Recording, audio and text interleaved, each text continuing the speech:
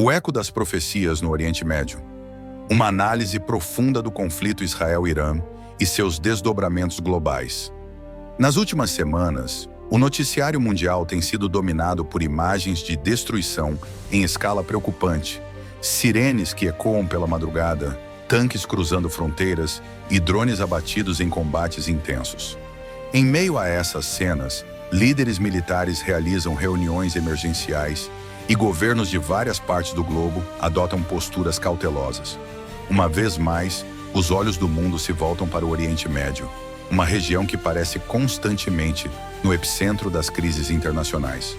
No momento, o foco da atenção está no conflito crescente entre Israel e Irã, cujas tensões vêm se intensificando e ameaçam desestabilizar ainda mais um cenário já altamente volátil. Mas o que há por trás desse conflito que faz o mundo prender a respiração? E o que isso significa para o futuro? Além da complexidade geopolítica, será que há uma dimensão profética que explique ou amplifique o significado desse embate? O Oriente Médio, muito além da geopolítica.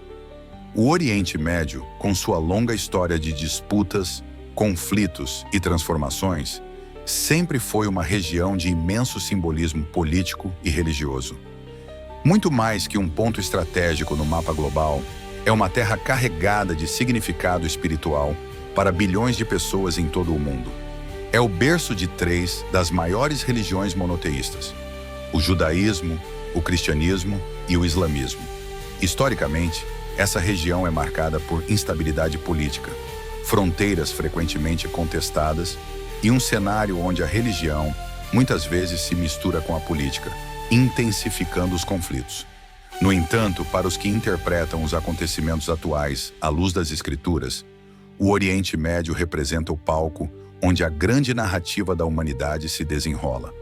Foi naquela terra que Deus chamou Abraão para iniciar um povo especial, o povo de Israel. Foi ali que profetas caminharam, trazendo mensagens de esperança e juízo. Foi lá que Jesus Cristo viveu, ensinou, morreu e ressuscitou. E segundo a Bíblia, será nesse mesmo território que ocorrerão os eventos finais da história humana. Por isso, quando falamos da guerra entre Israel e Irã, não estamos tratando apenas de um confronto militar ou uma disputa por influência regional. Estamos diante de um embate que, para muitos, tem raízes espirituais e escatológicas profundas. A profecia de Ezequiel 38 e 39, Gog, Magog e a coalizão das nações. Nos capítulos 38 e 39 do livro de Ezequiel, encontramos uma das profecias mais intrigantes e debatidas do Antigo Testamento. O profeta descreve uma coalizão de nações liderada por uma figura chamada Gog, da terra de Magog, que se levantará contra um Israel restaurado, habitando em segurança. Um cenário que muitos interpretam como uma referência ao Israel moderno, especialmente após sua restauração em 1948. Entre os aliados de Gog está a Pérsia, que corresponde ao Irã atual, além de outras nações que, segundo o texto, formarão uma aliança hostil contra Israel. O relato bíblico enfatiza que esse ataque será massivo e planejado, mas terá um desfecho surpreendente. Deus intervirá diretamente, usando forças sobrenaturais, terremotos, pestes, fogo vindo do céu, para derrotar os exércitos inimigos. O objetivo, conforme Ezequiel, é claro: que todas as nações saibam que eu sou o Senhor. Essa profecia tem sido objeto de intenso debate entre teólogos, estudiosos e líderes religiosos. O que chama a atenção é a precisão com que algumas das condições atuais parecem se encaixar nesse quadro. Israel, após quase 2 milênios de dispersão, retornou à sua terra em 1948, reconstruindo uma nação próspera e tecnologicamente avançada. O Irã, por sua vez, após a Revolução Islâmica de 1979, estabeleceu um regime teocrático com um discurso agressivo contra Israel, declarando repetidamente seu objetivo de eliminá-lo do mapa. Portanto, para muitos cristãos e estudiosos das profecias bíblicas, não é exagero perguntar: estaríamos nós presenciando os primeiros sinais dessa guerra profetizada? O conflito Israel-Irã. Origens, motivações e dinâmica atual. Para compreender o conflito atual, é necessário analisar o contexto histórico e político que o envolve. Israel, desde sua fundação, vive em estado de tensão permanente com seus vizinhos. A questão palestina, a ocupação de territórios, o reconhecimento internacional e as rivalidades religiosas alimentam um cenário explosivo. O Irã, como potência regional, tem buscado ampliar sua influência no Oriente Médio através do apoio a grupos militantes, como o Hezbollah no Líbano e o Hamas na faixa de Gaza. A rivalidade entre o Irã xiita e Israel, um Estado judaico com forte apoio ocidental, é uma das mais inflamadas da região. Nos últimos anos, tensões se intensificaram com ataques de mísseis, assassinatos seletivos, invasões a instalações nucleares e operações de inteligência que parecem nunca cessar. O Irã, considerado uma ameaça devido ao seu programa nuclear, é alvo constante de sanções internacionais e pressões diplomáticas. Enquanto isso, Israel afirma seu direito de defesa e promete neutralizar qualquer ameaça que possa comprometer sua segurança nacional. A escalada de violência, contudo, traz o risco de um conflito aberto de grandes proporções. Um conflito que pode escalar para o mundo inteiro? O conflito direto entre Israel e Irã ainda pode ser encarado como regional, mas a realidade geopolítica da atualidade é muito mais complexa. As potências mundiais têm interesses profundos no Oriente Médio, principalmente por causa dos recursos energéticos, das rotas comerciais e das alianças estratégicas. Os Estados Unidos, aliados históricos de Israel, já reforçaram sua presença militar na região, mantendo bases estratégicas e demonstrando apoio explícito. A Rússia, por outro lado, mantém laços estreitos com o Irã e presença militar na Síria, apoiando regimes contrários aos interesses ocidentais. A China, silenciosamente, tem investido pesadamente em comércio e infraestrutura na região, buscando assegurar suas rotas energéticas. Nesse cenário, qualquer faísca pode desencadear uma conflagração de proporções globais. Um ataque acidental a uma base americana, um erro de cálculo ou até mesmo um conflito entre aliados pode transformar a guerra local em um confronto entre superpotências. Além disso, a Europa acompanha o cenário com preocupação, antevendo uma nova crise humanitária e uma possível onda ainda maior de refugiados, que já desafiam a coesão política e social de várias nações do continente. Impactos humanitários e sociais. Uma região em chamas. Por trás dos dados geopolíticos e das profecias estão milhões de pessoas cujas vidas são destruídas pela guerra. O Oriente Médio é uma das regiões mais afetadas por deslocamentos forçados, pobreza, violência e crises humanitárias. O conflito entre Israel e Irã, direta ou indiretamente, agrava a situação de populações civis inocentes, que vivem em áreas de combate ou sob constante ameaça. A infraestrutura civil, hospitais, escolas e serviços básicos são frequentemente atingidos, ampliando o sofrimento. Além disso, o clima de tensão gera um ciclo de ódio, radicalização e desconfiança entre povos que já têm uma história de conflitos étnicos e religiosos. A instabilidade econômica e social resultante tem efeitos que ultrapassam as fronteiras regionais, afetando o mundo inteiro. O que dizem as Escrituras sobre esses tempos? Para além da profecia de Ezequiel, a Bíblia traz diversas passagens que falam sobre um período de intensas crises antes do fim dos tempos. Jesus, em seu discurso no Monte das Oliveiras, mencionou o princípio das dores, Mateus 24:8. Uma época marcada por guerras, rumores de guerras, terremotos, fomes e perseguições. Muitos veem esses sinais sendo cumpridos na atualidade, sobretudo no Oriente Médio. A convergência dos conflitos regionais, o crescimento do radicalismo religioso, a instabilidade política e o sofrimento das populações indicam um cenário de tensão crescente. Porém, para os cristãos que creem nas Escrituras, essas profecias não são motivo de medo, mas de esperança. Elas indicam que Deus está no controle da história e que após um período de tribulação, haverá a intervenção divina, a restauração da justiça e o estabelecimento de um reino de paz. Reflexões finais. O mundo observa e o futuro é incerto. O conflito entre Israel e Irã é muito mais que uma disputa militar ou política. É um fenômeno complexo que envolve história, religião, ideologias, profecias e interesses globais. À medida que a tensão aumenta, cresce também a preocupação mundial sobre o que virá a seguir. Será que estamos testemunhando apenas mais um capítulo da longa história de conflitos do Oriente Médio?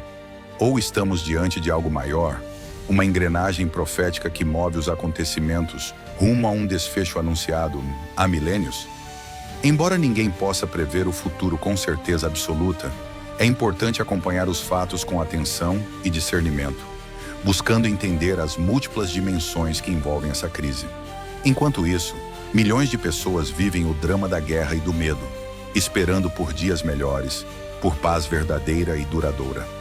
Entre a guerra visível e a guerra espiritual, a batalha que ultrapassa o campo de batalha. Enquanto os tanques avançam pelas estradas do Oriente Médio e as sirenes ecoam nas cidades aterrorizadas, uma guerra menos visível, porém de intensidade igualmente devastadora, está sendo travada, a guerra espiritual. Essa batalha não se desenrola apenas nas trincheiras físicas ou nos campos de batalha, mas nas dimensões invisíveis, onde forças espirituais antagônicas disputam a supremacia. O apóstolo Paulo deixou claro em Efésios 6,12 que a nossa luta não é contra carne e sangue, mas contra os principados, contra as potestades, contra os governadores das trevas deste século, contra as hostes espirituais da maldade nas regiões celestes.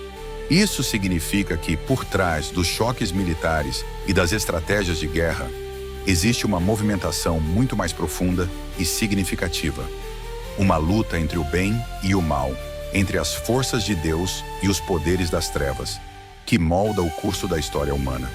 O Irã e sua escatologia apocalíptica, uma visão de mundo que move nações.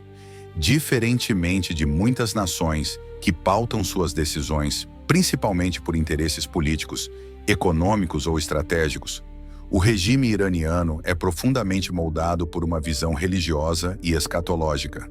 Desde a Revolução Islâmica de 1979, o Irã se estabeleceu como uma república teocrática, onde a liderança suprema não é apenas um chefe de Estado, mas também um líder espiritual, guiado por uma teologia de confronto que alimenta sua política externa e interna. No centro dessa visão está a crença na vinda do Imam Mahdi, uma figura messiânica esperada pelo islamismo xiita. Segundo essa doutrina, o Mahdi surgirá em um tempo de caos e conflito global, estabelecendo a justiça divina e guiando a humanidade para a redenção.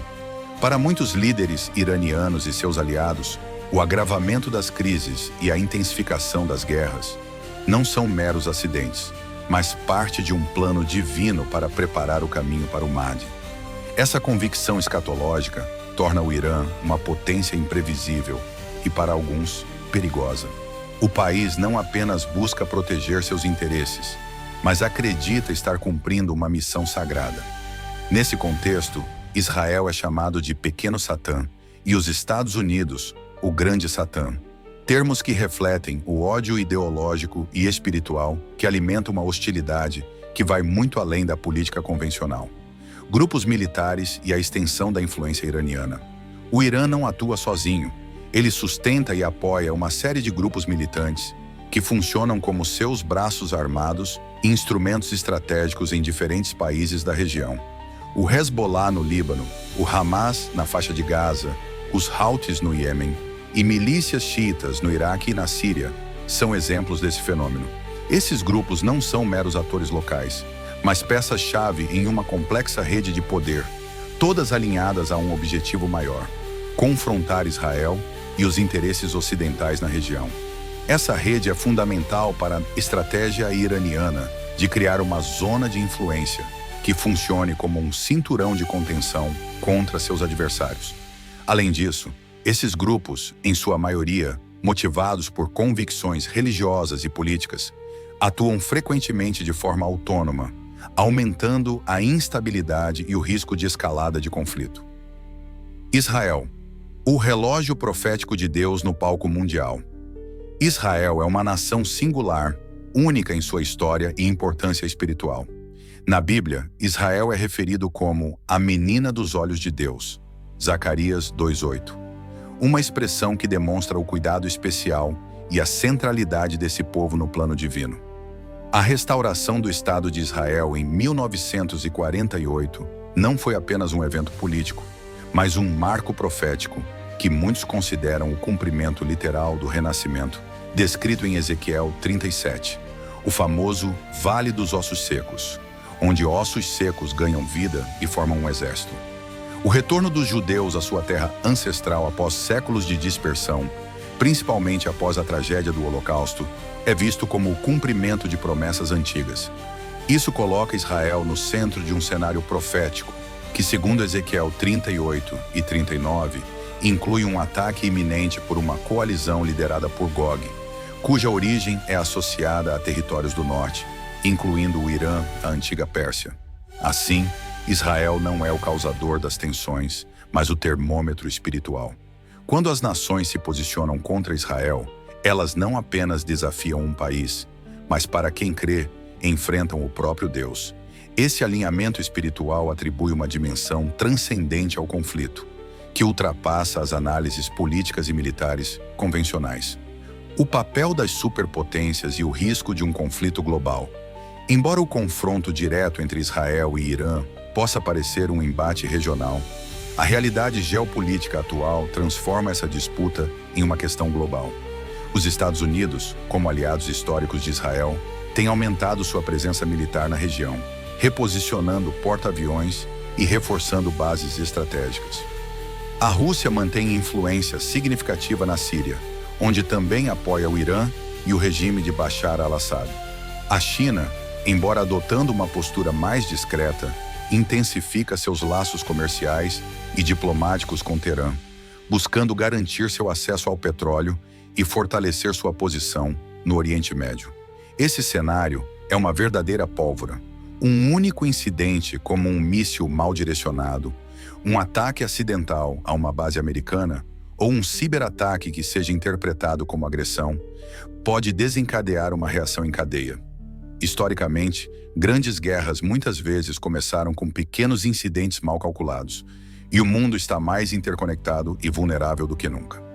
As palavras de Jesus e a realidade atual. No discurso profético registrado em Mateus 24, Jesus fala sobre os guerras e rumores de guerras, como sinais que antecedem o fim dos tempos. Mas alerta que nem todo conflito é o fim, e sim parte do princípio das dores.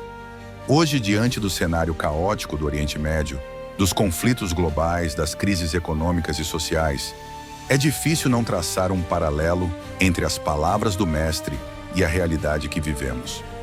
Essas dores não são meramente físicas ou políticas, mas espirituais e existenciais. Elas apontam para a urgência de uma transformação profunda, tanto individual quanto coletiva. O mundo vive momentos críticos, onde a fragilidade das estruturas humanas é exposta e a necessidade de fé, esperança e discernimento se torna vital. A Bíblia e a escalada do conflito. Símbolos e realidades. Embora a Bíblia não mencione diretamente termos como Terceira Guerra Mundial, ela está repleta de imagens e profecias que indicam a escalada da violência e do conflito em escala global. O livro do Apocalipse, por exemplo, apresenta os 4 cavaleiros que simbolizam eventos e crises que antecedem a consumação final.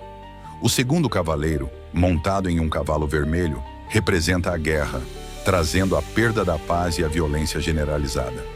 Esse símbolo é uma poderosa metáfora para as convulsões que o mundo tem vivido e continuará a viver. Além disso, Apocalipse 9 descreve a libertação de um exército gigantesco, com 200 milhões de soldados, que atravessam o rio Eufrates, uma região que cobre partes do Irã, Iraque e Síria. A descrição fala de uma devastação tão profunda que 1/3 da humanidade perece. A interpretação desse exército é objeto de debates. Seria literal, simbólico, tecnológico ou uma coalizão de nações e grupos armados? Apesar das divergências, o quadro que se forma é o de um conflito sem precedentes. O livro de Daniel também traz elementos relevantes, com as batalhas entre o Rei do Norte, e o Rei do Sul. Embora as interpretações variem, alguns estudiosos veem nesses personagens as potências regionais do Oriente Médio ou líderes mundiais que se levantarão em oposição ao Messias. O elemento unificador entre essas profecias é o fato de que os conflitos se intensificarão progressivamente, culminando em uma batalha decisiva cujo epicentro será Jerusalém, a cidade sagrada para judeus, cristãos e muçulmanos. Chamado à vigilância e esperança. A igreja em meio à tempestade. Diante de um cenário tão complexo e assustador, a postura recomendada pelas Escrituras é a vigilância, não o medo. Jesus, em Lucas 21:28, incentiva seus seguidores: quando estas coisas começarem a acontecer, levantai as vossas cabeças, porque a vossa redenção está próxima. Essa exortação não é para ignorarmos os perigos, mas para permanecermos firmes na fé, preparados para o que virá com esperança e coragem. A parábola das 10 virgens em Mateus 25 reforça essa mensagem. Algumas estavam preparadas, outras não. Não podemos ser como as virgens nécias que tinham lâmpadas, mas não tinham azeite. O azeite simboliza a presença do Espírito Santo, a unção e a preparação espiritual que nos sustentam em tempos de crise. A igreja, como corpo de Cristo, é chamada ao estar desperta, orando, buscando santidade e vivendo com integridade. É tempo de afastar as distrações mundanas e focar no propósito eterno. A noiva de Cristo deve estar pronta, pois as trombetas podem soar a qualquer momento. Reflexão final. A luta que ultrapassa o visível. A guerra entre Israel e Irã, que parece ser um mero conflito geopolítico, é, na verdade, o reflexo de uma batalha muito maior. Uma luta entre forças espirituais que influenciam os rumos da história. Em meio a isso, o mundo assiste apreensivo, enquanto as profecias bíblicas, que muitos julgavam distantes, parecem ganhar forma diante dos nossos olhos. Essa realidade nos desafia a pensar além das manchetes e análises superficiais. É um convite à reflexão profunda sobre o significado da fé, da esperança e do compromisso espiritual. O futuro é incerto, os tempos são difíceis, mas a promessa da redenção permanece firme. Enquanto os homens planejam e lutam, Deus segue soberano, movendo as peças do tabuleiro da história para a consumação de seus planos eternos. E para aqueles que creem, a certeza é de que, mesmo em meio à guerra, a vitória final já está garantida. Israel, Gog e Magog. A linha profética que se acelera. A Bíblia é muito mais do que um livro antigo de histórias e ensinamentos morais. Ela é um livro vivo, dinâmico, cheio de mistérios e revelações que ainda ecoam em nosso tempo presente. Quando falamos em profecias bíblicas, não estamos tratando apenas de narrativas distantes, mas de um mapa detalhado que Deus revelou para a humanidade sobre eventos futuros, muitas vezes apresentando sinais e sintomas que podemos reconhecer na nossa época. Conjuntura global marcada por conflitos incessantes, ameaças nucleares, crises políticas e alianças improváveis. Não podemos ignorar que esses eventos têm um significado muito mais profundo do que aparentam. Eles fazem parte do cumprimento progressivo de um plano divino, estabelecido há milênios. No centro dessa grande trama profética está Israel, uma nação que, apesar de seu tamanho modesto, exerce um papel gigantesco na história espiritual e geopolítica do mundo. Israel é, em muitos aspectos, o epicentro espiritual, político e profético do planeta. A atenção para essa nação e os eventos que a cercam não é mera especulação, mas uma necessidade para quem deseja compreender os sinais dos tempos. O papel de Israel no relógio profético. A escolha de Israel por Deus não foi arbitrária nem fruto de uma simples preferência nacionalista. Em Deuteronômio 7:7-8, Deus declara que não escolheu Israel por ser uma nação numerosa ou poderosa, mas por amor, em cumprimento da promessa feita a seus antepassados, Abraão, Isaque e Jacó. Esse chamado conferiu a Israel uma missão divina singular: ser um testemunho vivo do mover de Deus na história humana. O significado espiritual de Israel vai muito além do seu território ou população. A restauração da nação em 1948, após quase 2 milênios de dispersão, foi recebida por muitos estudiosos da Bíblia como o reinício do relógio profético. Aquele evento não foi apenas um acontecimento político ou histórico, mas um sinal claro de que os tempos finais estavam, de fato, começando a se desenrolar. Desde então, cada conflito envolvendo Israel, seja a Guerra de Independência de 1948, a Guerra dos 6 Dias em 1967 ou a Guerra do Yom Kippur em 1973, tem sido interpretado como parte do desenrolar da profecia, trazendo consigo um peso espiritual muito além das fronteiras geográficas. Atualmente, a tensão crescente entre Israel e países como o Irã se destaca como um possível estopim para o cumprimento de uma das profecias mais impressionantes da Bíblia, a Guerra de Gog e Magog. Gog e Magog, uma profecia em desenvolvimento. Nos capítulos 38 e 39 do livro de Ezequiel, encontramos uma descrição vívida e perturbadora de uma grande coalizão liderada por um governante chamado Gog, oriundo da terra de Magog, que virá do extremo norte para invadir Israel. A narrativa fala de cavalos, escudos, multidões numerosas, vindas de todas as partes, formando um exército temível. Embora o cenário militar seja intenso, o ponto central da profecia é, acima de tudo, espiritual. Deus permitirá essa invasão como um instrumento para revelar a sua soberania e poder. A vitória milagrosa de Israel será um testemunho claro para todas as nações de que o Senhor é Deus. A frase, "E sabereis que eu sou o Senhor", é repetida diversas vezes nesses capítulos, enfatizando o propósito divino por trás do conflito. Mas afinal, quem são Gog e Magog? E onde exatamente fica Magog? Historicamente, a identificação exata dessas regiões e personagens tem sido objeto de debates entre estudiosos. Muitos associam Magog a áreas localizadas no norte de Israel, que hoje correspondem à Rússia e algumas ex-repúblicas soviéticas, conhecidas por sua posição geográfica ao norte de Israel. Outros veem Gog não apenas como uma figura política, mas como um símbolo espiritual, um líder anticristão que surgirá nos últimos dias para tentar frustrar os planos divinos. Importante também é observar que Gog não age sozinho. A Bíblia descreve a coalizão que o acompanha, incluindo nações que hoje podemos associar a Pérsia, Irã moderno, Cuxi, possivelmente Etiópia ou Sudão, Puti, regiões da Líbia ou norte da África, Gomer e Togarma, territórios ligados à Turquia ou às regiões caucasianas. O fato do Irã estar explicitamente mencionado é impressionante para os dias atuais, visto que o país tem se posicionado como um dos maiores inimigos de Israel, reforçando a credibilidade da profecia diante do cenário geopolítico contemporâneo.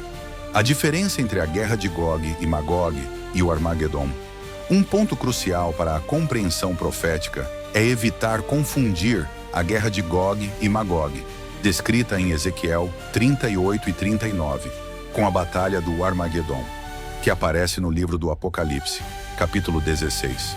Embora ambos os eventos envolvam grandes batalhas contra Israel e tenham consequências globais, eles ocorrem em momentos distintos e têm características próprias.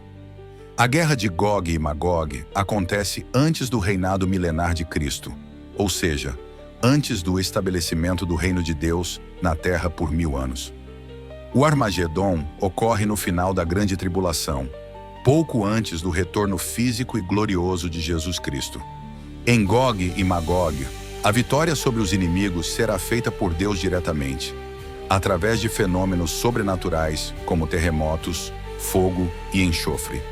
No Armagedon, Jesus Cristo voltará pessoalmente para destruir os exércitos do Anticristo e estabelecer o seu reino.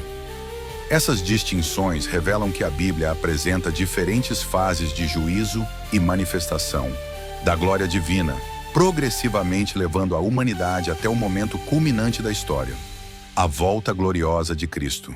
Profecias cruzadas: Daniel, Ezequiel e Apocalipse. Um dos aspectos mais fascinantes das Escrituras é a maneira como os livros proféticos se entrelaçam e complementam, formando uma narrativa grandiosa sobre os últimos dias. 1. Daniel. As 70 semanas e o governo do Anticristo. O livro de Daniel, especialmente no capítulo 9, versículos 24 a 27, fala das 70 semanas determinadas para o povo de Israel.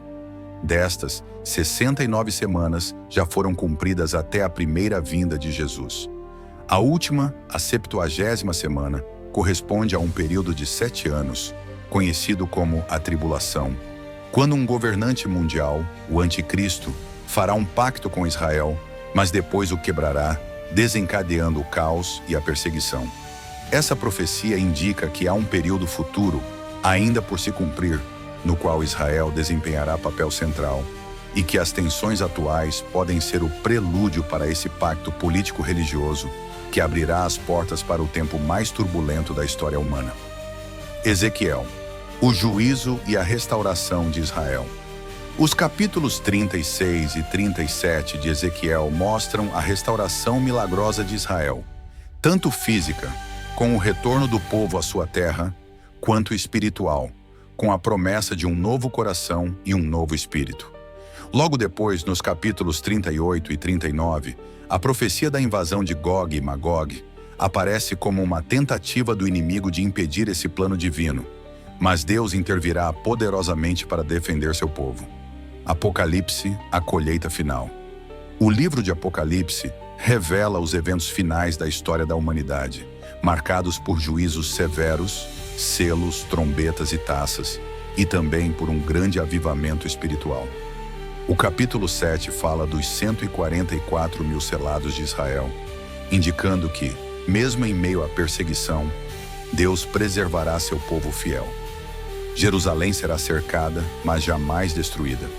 O Messias voltará e estabelecerá a justiça e a paz definitiva, pisando no Monte das Oliveiras, conforme a profecia de Zacarias 14.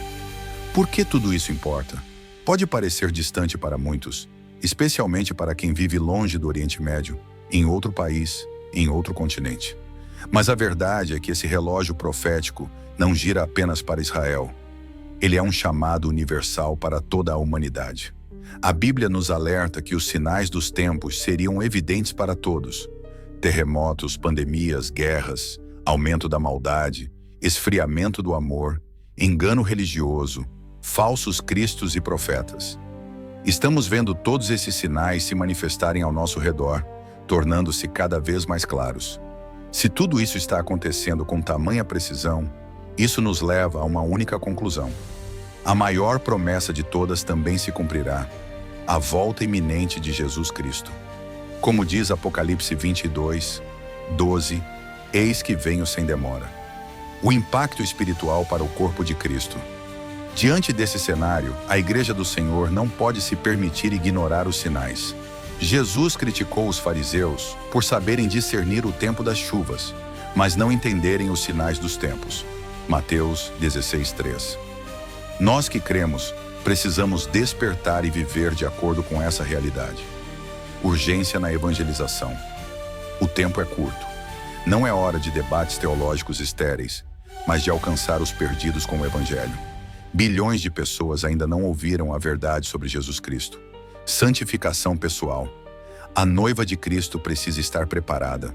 O pecado não pode ter lugar em nossas vidas. Precisamos viver em arrependimento, santidade e fervor espiritual. Desapego do mundo. Os sistemas políticos, econômicos e sociais são temporários e frágeis. Nossa verdadeira esperança está no reino eterno de Deus. Oração e jejum. Este é um tempo para buscar a face de Deus com seriedade. Não podemos ser uma igreja superficial num tempo de profundidade profética. Conclusão da parte 3. Estamos mais próximos do que nunca. O cenário profético já está montado diante dos nossos olhos. As alianças que Ezequiel descreveu já existem. A inimizade contra Israel nunca esteve tão forte. A tecnologia que permite o controle total da humanidade, por meio de inteligência artificial, chips e vigilância constante, já é uma realidade. O palco está armado, o elenco está posicionado, só falta o toque da trombeta. Cristo está voltando. A guerra que vemos no plano físico é reflexo de uma batalha espiritual invisível, que já está sendo travada. Para aqueles que estão em Cristo, porém, não há condenação, medo ou desespero. Há esperança. Paulo disse a Timóteo: combati o bom combate, acabei a carreira, guardei a fé. Desde agora me está guardada a coroa da justiça. 2 Timóteo 4:7-8. Que essa seja também a nossa confissão, e não o lamento dos que foram pegos de surpresa. O chamado está feito. O tempo é agora. Esteja vigilante, esteja firme e prepare-se para a vinda do Rei dos Reis. O papel da igreja no fim dos tempos: avivamento ou apostasia? Quando falamos de escatologia, a mente de muitos se volta para os conflitos globais, o anticristo, Israel e as guerras profetizadas. No entanto, existe um elemento essencial neste plano divino que não pode ser ignorado: a igreja. Sim, enquanto o mundo marcha em direção ao caos, Deus não deixou a sua noiva sem direção, sem propósito ou sem missão. Pelo contrário, é exatamente neste tempo que a igreja é chamada para brilhar com mais força do que nunca. Mas também é neste tempo que o espírito da apostasia tenta sufocar essa luz. A guerra não é só política, é espiritual. E a igreja está no centro dessa batalha. A apostasia dos últimos dias, um alerta profético. Em 1 Timóteo 4:1, o apóstolo Paulo declara: ora, o Espírito afirma expressamente que, nos últimos tempos, alguns apostatarão da fé, dando ouvidos a espíritos enganadores e a doutrinas de demônios. Essa advertência é clara. A apostasia, o abandono da fé verdadeira, será uma marca do tempo do fim. Mas veja bem, não estamos falando de ateísmo ou descrença comum, mas de pessoas que estavam na fé, mas se desviaram por engano espiritual. A apostasia não começa com alguém negando Deus, mas aceitando uma versão distorcida dele. E o que vemos hoje? Igrejas que rejeitam a autoridade das Escrituras, pastores que pregam um evangelho sem cruz, líderes que substituem arrependimento por autoajuda. Jesus também advertiu sobre isso em Mateus 24:11-12. Levantar-se-ão muitos falsos profetas e enganarão a muitos. E, por se multiplicar a iniquidade, o amor de muitos esfriará. Não é à toa que vivemos uma geração fria espiritualmente, distraída, facilmente escandalizada. A apostasia já começou e ela é silenciosa. Mas a Bíblia nos chama a permanecer firmes. O falso profeta, a religião unificada da enganação. Apocalipse 13 fala não apenas de um líder político, a besta, mas também de um líder religioso global, chamado o falso profeta. Ele será responsável por fazer milagres, enganar as nações e promover a adoração ao anticristo. E vi subir da terra outra besta, e exercia todo o poder da primeira besta, e fazia com que a terra e os que nela habitam adorassem a primeira besta. Apocalipse 13:11-12. Este falso profeta será carismático, ecumênico, tolerante com todos, menos com a verdade. Ele será o líder de uma religião unificada, que parecerá inclusiva, mas rejeitará Jesus como o único caminho. A preparação para isso já está em andamento. Já vemos hoje uma crescente pressão para unir todas as religiões sob uma só bandeira de paz e amor, negando as doutrinas centrais da fé cristã. O falso profeta usará a espiritualidade como ferramenta de controle. O avivamento final, a chuva serôdia, está por vir, mas nem tudo será trevas. Em meio à apostasia, Deus levantará um povo cheio do Espírito Santo. Como nas bodas de Caná, o melhor vinho virá no final. O profeta Joel declarou: e acontecerá depois que derramarei o meu espírito sobre toda a carne. Joel 2:28. Este avivamento dos últimos dias não será superficial. Será profundo, intenso, transformador. Não se baseará em grandes templos ou fama, mas em corações rendidos. Será uma explosão da glória de Deus sobre aqueles que clamam por santidade. Antes do arrebatamento, milhares se voltarão a Cristo. A perseguição será intensa, mas a unção será ainda maior. E esse avivamento não será liderado por nomes famosos, mas por homens e mulheres comuns, cheios da palavra e do Espírito. O arrebatamento, a esperança gloriosa da igreja. Em 1 Tessalonicenses 4:16 a 17, Paulo descreve: porque o Senhor mesmo descerá do céu com alarido, e os mortos em Cristo ressuscitarão primeiro. Depois nós, os que estivermos vivos, seremos arrebatados, e assim estaremos para sempre com o Senhor. Esse evento sobrenatural será o momento em que Cristo arrebatará sua igreja fiel. Não uma igreja rica ou popular, mas uma igreja santa, perseverante, apaixonada por Jesus. É importante entender: o arrebatamento não é uma doutrina secundária.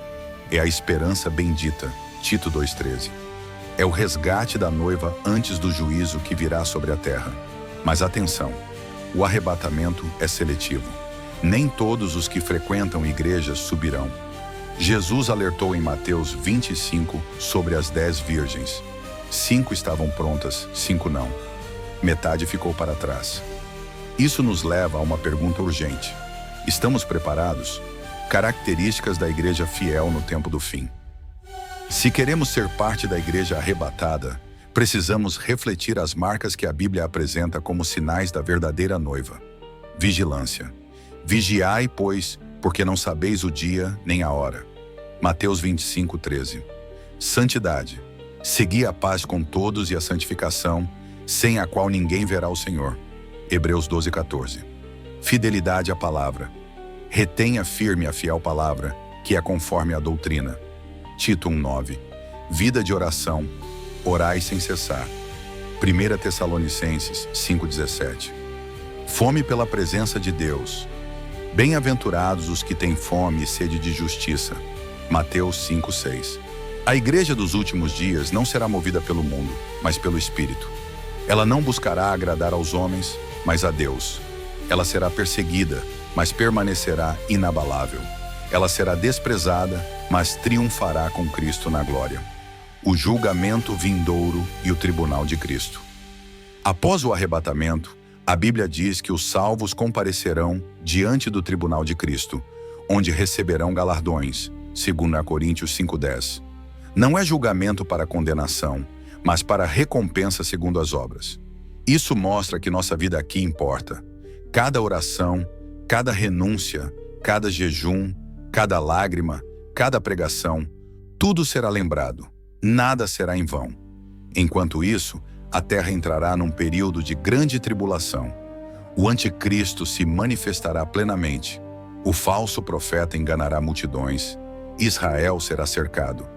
Mas a igreja estará com Cristo, esperando o momento de voltar com ele em glória. Apocalipse 19. O clamor final.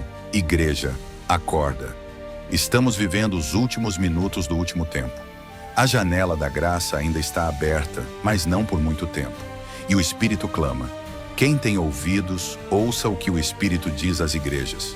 Apocalipse 3:22. Esta é a hora da igreja se posicionar. Não para construir impérios terrenos, mas para preparar o caminho do Rei. Não para agradar ao mundo, mas para ser sal e luz. Não para fugir do sofrimento, mas para cumprir a missão até o fim. A pergunta não é quando Cristo voltará, mas estamos vivendo como se ele fosse voltar hoje? Conclusão: avivamento em meio ao juízo. Enquanto os céus se preparam para se abrir, o mundo corre em direção ao juízo. Mas entre essas duas realidades, a igreja é o canal de graça, salvação e esperança. É ela quem clama no deserto: endireitai os caminhos do Senhor. O conflito Israel-Irã, a preparação de Gog e Magog, a ascensão do anticristo, a construção de uma religião global, tudo isso está se alinhando. Mas antes que o juízo se complete, Deus está levantando uma geração avivada, limpa e apaixonada. Você faz parte dela. O desfecho profético, da guerra ao reino eterno. Chegamos ao último capítulo desta jornada profética, onde tudo se conecta. Os conflitos do Oriente Médio, a ascensão do anticristo, o papel da igreja e o destino eterno da humanidade. Nada está fora de ordem, nada está solto. Tudo está sendo orquestrado por aquele que declarou o fim desde o princípio, o Senhor dos Exércitos. O relógio profético de Deus não para. E se você tem olhos espirituais abertos, percebe, Algo grandioso e irreversível está acontecendo. Não é mais tempo de dúvida, distração ou neutralidade. É tempo de decisão. Israel, o ponto central da profecia. Como já vimos, Israel é o ponteiro do relógio profético de Deus. Mas por que essa nação tão pequena é tão relevante?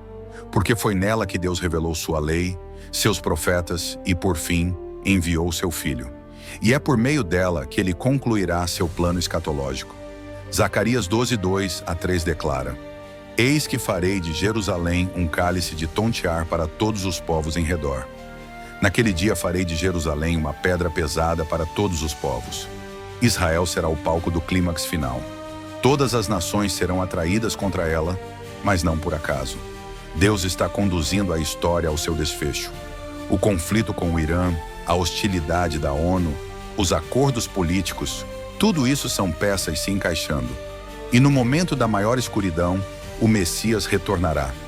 A volta gloriosa de Cristo, Apocalipse 19, nos dá uma visão impactante. Vi o céu aberto e eis um cavalo branco. O que estava montado chama-se Fiel e Verdadeiro, e com justiça julga e peleja. Em seu manto e na sua coxa tem escrito: Rei dos Reis e Senhor dos Senhores. Jesus voltará não mais como cordeiro, mas como leão. Não para morrer, mas para reinar. Ele descerá com poder, acompanhado dos santos glorificados, a igreja arrebatada, para vencer o anticristo e estabelecer o seu reino. E o local? A Bíblia diz: o Monte das Oliveiras, em Jerusalém. Zacarias 14:4. Exatamente onde ele subiu ao céu. Exatamente onde ele pisará novamente. O reino milenar. O reinado de justiça. Após derrotar o anticristo e o falso profeta, Cristo estabelecerá seu reino milenar na terra. Isaías 11 descreve esse tempo de forma vívida. O lobo habitará com o cordeiro. A terra se encherá do conhecimento do Senhor, como as águas cobrem o mar. Durante 1000 anos haverá paz, justiça e restauração.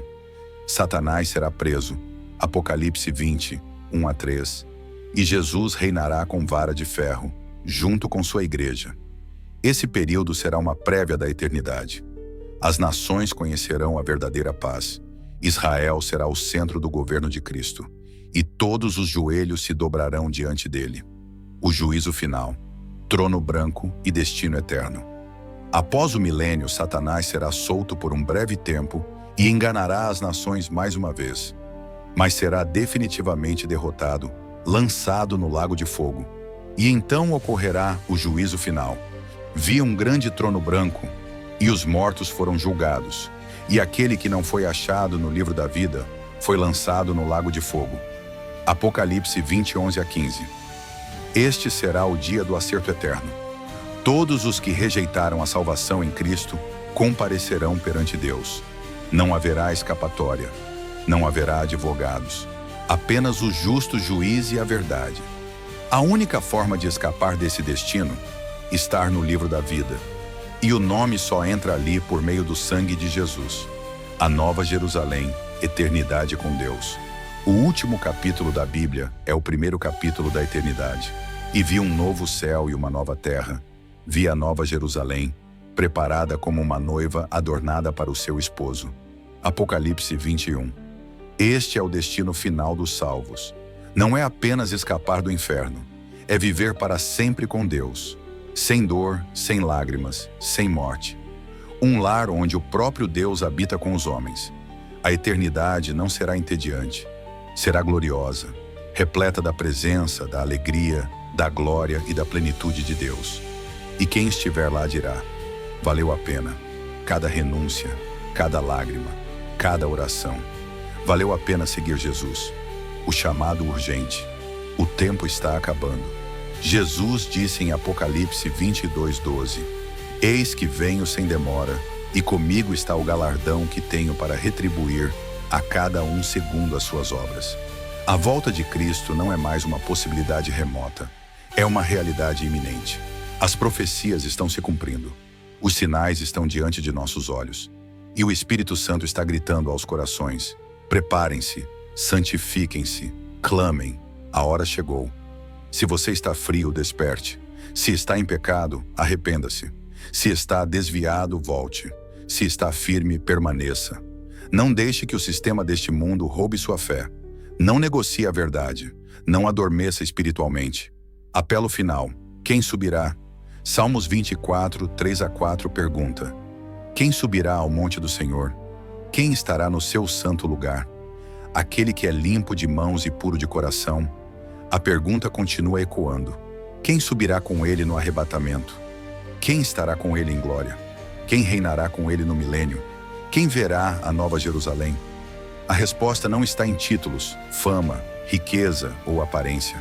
A resposta está em um coração rendido a Jesus, lavado no seu sangue e cheio do Espírito Santo. Conclusão profética. Tudo começa em Israel e terminará em Jerusalém celestial.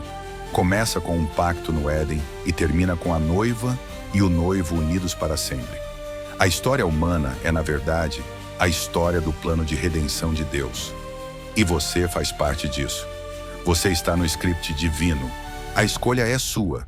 Viver como espectador ou como participante. Acordar ou adormecer.